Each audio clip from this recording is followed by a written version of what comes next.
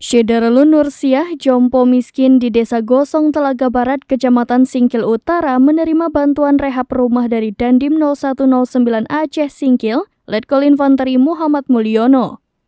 Penyerahan rumah ditandai pesiju serta pemberian bingkisan kepada Nursiah dari Ketua Persid KCK Daerah Iskandar Muda Cabang 31 Kodim 0109 Aceh Singkil, Nyonya Echa Mulyono. Setelah selesai diperbaiki, jompo miskin itu kini bisa tinggal di rumah layak huni.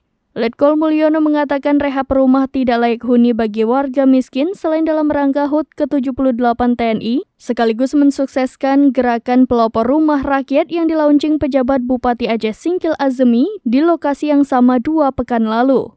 Sebelumnya PJ Bupati Aceh Singkil, Azmi menyampaikan terima kasih kepada Dandim yang telah menjadi pelopor pertama gerakan pelopor rumah rakyat. Ia berharap gerakan ini terus berlanjut sebagai bagian dari inovasi mengentaskan kemiskinan di Aceh Singkil dengan pola gotong royong. Dari Aceh Singkil, Dede Rosadi, serambinews.com.